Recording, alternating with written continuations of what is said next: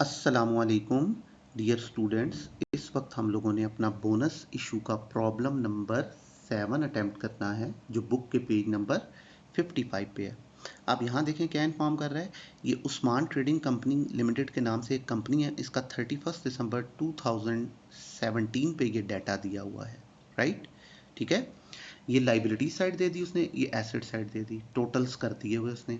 अब क्या क्या रहा है रिक्वायरमेंट में हमसे, वो देखते हैं हम लोग। तो ये देखिएगा बेटे, कह रहा है the company purchase fresh machinery for rupees 200,000 for which it pays rupees 25,000 by way of check.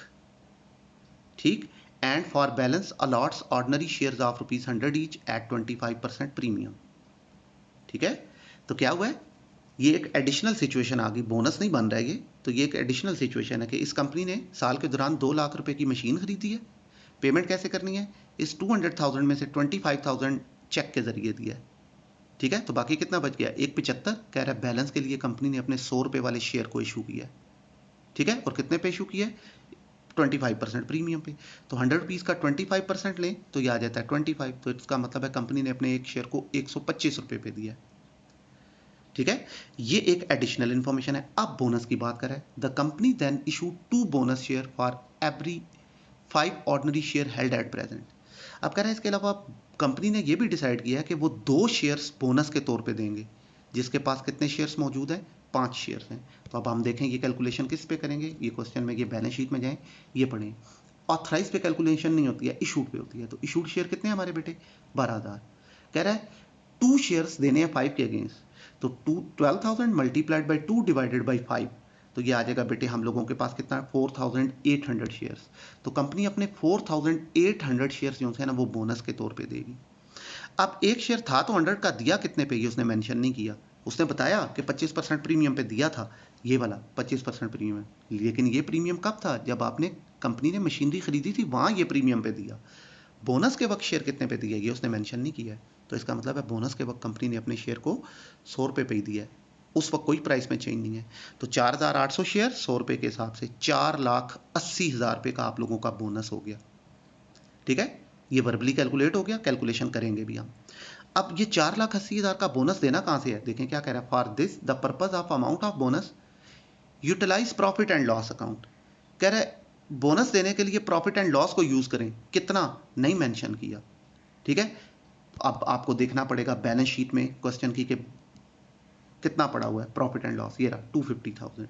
इसका मतलब है कि सारी वैल्यू 480 में से 2,50,000 प्रॉफिट एंड लॉस में से दे देना है, और कह रहा है जो बाकी बचे वो आप लोगों ने कहां से देना है, जनरल रिजर्व में से देना है।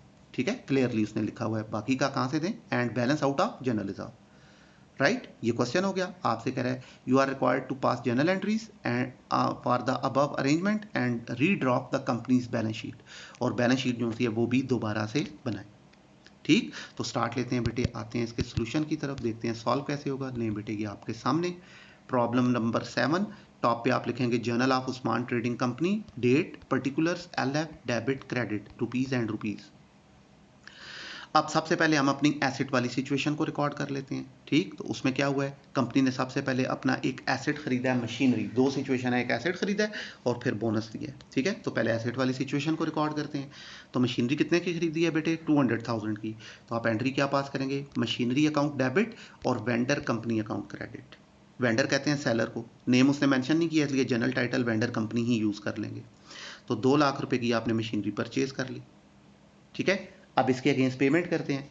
तो अब वो कह रहा है 25,000 चेक के जरिए दिया, किसको, इस वेंडर को। ठीक है, तो वेंडर क्रेडिट था। अब जब आप इसको पेमेंट करेंगे तो वेंडर कंपनी डेबिट हो जाएगी और बैंक अकाउंट क्रेडिट हो जाएगा, कितने से, 25,000 से। अब 2 लाख में से 25,000 आपने चेक के जरिए दिया, बाकी कितना बचा, 175,000। कह रहा है उसके लिए कंपनी ने अपने शेयर्स इशू किए हैं प्रीमियम पे। तो अब उसकी क्या एंट्री हो जाएगी, इसी वेंडर को शेयर दिए हैं, तो अब एंट्री हो जाएगी वेंडर कंपनी अकाउंट डेबिट और शेयर कैपिटल अकाउंट क्रेडिट। अब चूंकि प्रीमियम पे दिए हैं तो साथ शेयर प्रीमियम भी क्रेडिट हो जाएगा।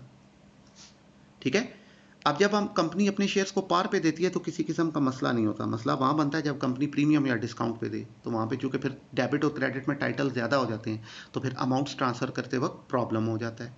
तो फिर हम क्या करते हैं, अपनी इक्वेशन बना लेते हैं। अब इक्वेशन क्या बनेगी हमारी, हमारा एक शेयर कितने का है, 100 का, प्लस 25% प्रीमियम लिया था हमने, तो प्रीमियम प्रॉफिट है इसलिए ऐड हुआ है। तो 100 का 25% 25 रुपीज़ प्रीमियम हो गया, तो कंपनी ने शेयर कितने पे दिया? 125 पे। ठीक है, अब इस इक्वेशन को हम मल्टीप्लाई कर देंगे जितने शेयर दिए हैं।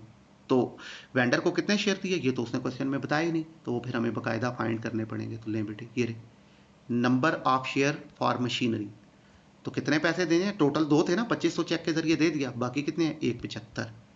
ठीक है, 175,000। अब आप इसको डिवाइड कर दें जितने शेयर देने हैं। ठीक है, शेयर कितने पे देने हैं आपने? 125 पे। तो अब क्या करेंगे? 175,000 डिवाइडेड बाई 125, तो नंबर ऑफ शेयर आ जाएंगे 1400 शेयर।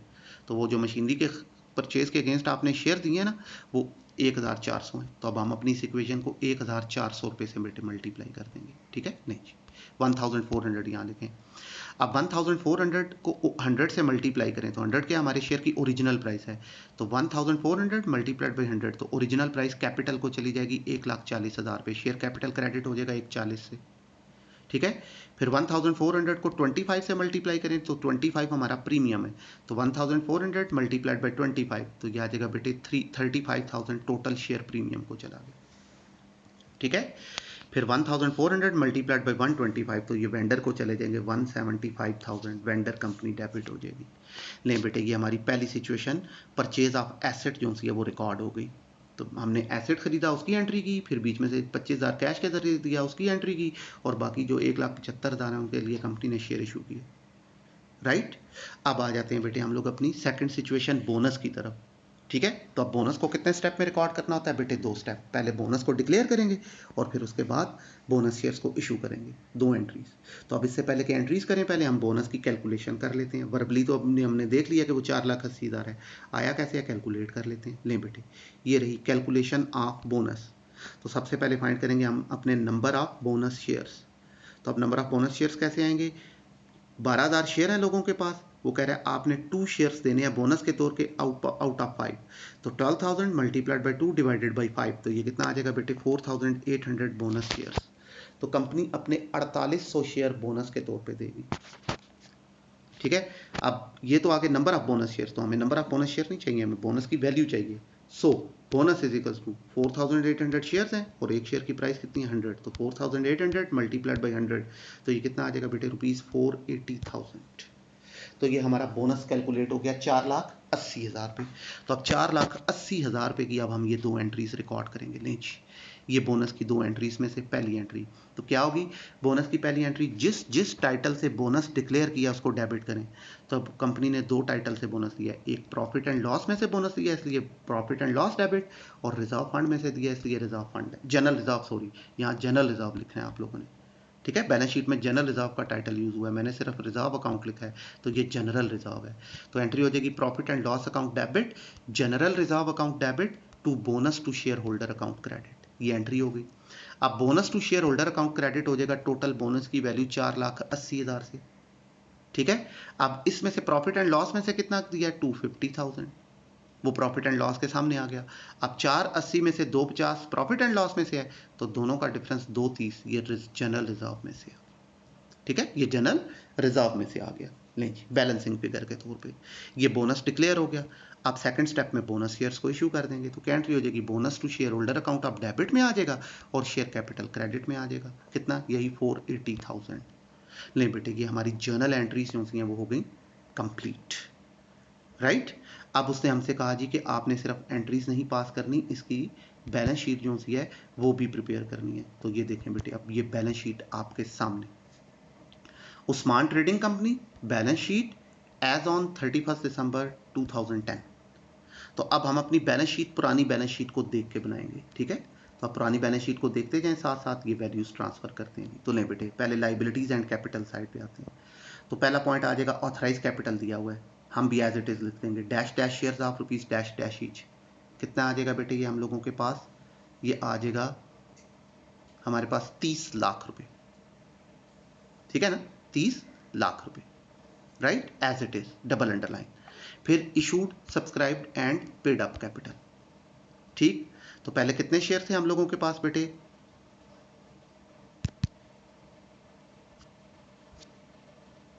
पुराने शेयर्स देखें आप लोग क्वेश्चन की बैलेंस शीट में, 12,000 शेयर थे। ठीक है ना, 12,000 शेयर पहले थे।